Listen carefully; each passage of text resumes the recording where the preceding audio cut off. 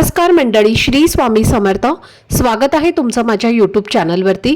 आजचा दिवस तुम्हा सर्वांना खूप छान, सुखाचा, समाधानाचा जाऊ देत, हीच मी स्वामींच्या चरणी प्रार्थना करते आणि आजच्या या नवीन व्हिडिओला सुरुवात करते. पण त्या अगोदर तुम्ही माझ्या चॅनलवरती जर नवीन असाल तर चॅनलला पण लगेच सबस्क्राईब करा आणि कमेंटमध्ये श्री स्वामी समर्थ लिहायला अजिबात विसरू.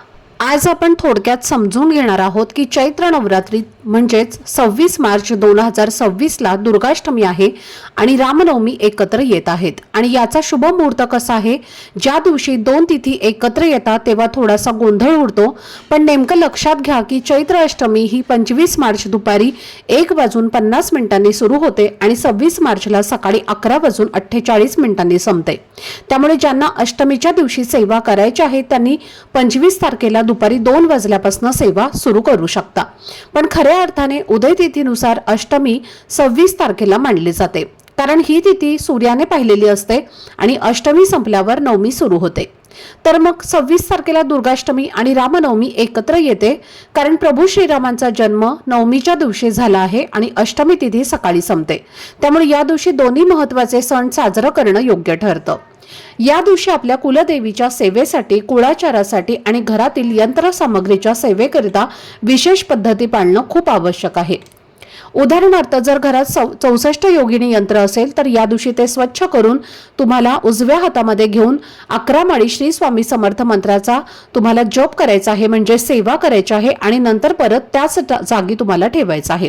हे का महत्त्वाचं आहे तर समजा एखाद्या यंत्राला चार्जिंगची गरज असते, आपण वर्षभर चार्ज न केल्यास ते काम करत नाही.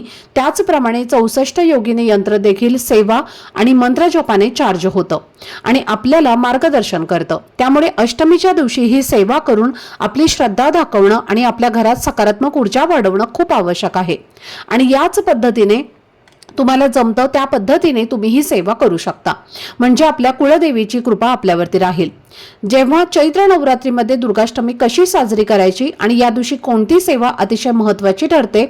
जर पूर्ण नवरात्रीमध्ये दुर्गा सप्तशतीचा पाठ करणं शक्य झालं नसेल तर दुर्गाष्टमीच्या दिवशी म्हणजेच 25 तारखेला संध्याकाळी आणि 26 तारखेच्या दिवसभरात कमीत कमी एक तरी पाठ करणं हे आवश्यक आहे, कारण हा पाठ आपल्या सांसारिक अडचणी कमी करण्यासाठी आणि कुलदेवीचा मानपमान करण्यासाठी खूप महत्त्वाचा आहे. या दिवशी आपल्याला शक्य असल्यास मूळ पीठावरती जाऊन आई भगवतीला ओटी भरायची आहे आणि घरात फोटो किंवा मूर्ती किंवा टाक असेल तर तिथेही तुम्हाला देवीचा मानपान करता येईल. ओटी भरण्यासाठी खणा नारळ वापरलं जातं आणि आपल्याला जे काही सामान आहे तर ते आई भगवतीला अर्पण करायचं आहे. कुणीही महिला ही सेवा प्रेमाने करू शकते, जरी ती विधवा असली किंवा गर्भवती नसली तरीही. दुर्गाष्टमीच्या दिवशी खास करून कुंकुमार्चन करणं फार महत्त्वाचं आहे. जेव्हा आई भगवतीच्या मूर्तीवर, फोटोवर किंवा श्रीयंत्रावर किंवा टाकावर कुंकुमाचा अभिषेक केला जातो, कारण ही सेवा अत्यंत सुंदर आणि उच्च कोटीची प्रभावी सेवा मानली जाते. त्याचप्रमाणे आई भगवतीला लवंगाची माळ अर्पण करणं सुद्धा फार प्रिय आहे, जिथे तुम्ही 9 किंवा 11 लवंगांचा दोरा गुंडाळून गाठ बांधून देवीला अर्पण करू शकता. तसेच फुलोऱ्यांची सेवा आणि इतर पारंपरिक पद्धती ज्या शारदीय नवरात्रीमध्ये केल्या जातात त्या चैत्र नवरात्रीमध्ये देखील करता येतात. आणि जर तुम्हाला संपूर्ण कुळाचार करता नाही आला तर कमीत कमी चैत्र पौर्णिमेपर्यंत ही सेवा करून आपल्या कुलदेवीचे आशीर्वाद मिळवता येतील. तर या प्रकारे दुर्गाष्टमीच्या दिवशी केलेली सेवा आपल्या आयुष्यामध्ये सकारात्मक ऊर्जा निर्माण करते आणि कुलदेवी कृपा कायम राहण्यामध्ये मदत करते. चैत्र नवरात्रीत अष्टमीच्या दिवशी कोणत्या सेवा खूप महत्त्वाच्या आहेत आणि त्या कशा सोप्या पद्धतीने करता येतात, ज्यामुळे आपल्या घरात सकारात्मक ऊर्जा येते आणि आई भगवतीचा आशीर्वाद कायम आपल्यावरती राहतो. तर या दिवशी सर्वप्रथम श्री दुर्गा सप्तशती ग्रंथाचा पाठ करणं फार गरजेचं आहे. त्याचबरोबर सिद्ध कुंजिका स्तोत्र आणि श्री सुक्ताचं पठण करून नमो नमः म्हणत आई भगवतीला कुंकुमार्चन करावे आणि लवंगाचे अर्चन करणं ही अतिशय सुंदर सेवा आहे. लवंग घेताना ते तुटलेले किंवा फुटलेले नसावे, तर तुम्हाला ज्या लवंगांना फूल असतं असंच तुम्हाला लवंग घ्यायचं आहे आणि ते तुम्हाला टाकावरती किंवा आई भगवतीच्या मूर्तीवरती अर्पण करायचं आहे. आणि शेंडा हा तुम्हाला आपल्या स्वतः कडेट करायचा आहे आणि फूल जे आहे तर ते देवीकडे अर्पण करायचा आहे। लवंग अर्पण केल्यानंतर तो स्वतः खाल्ला जाऊ शकतो।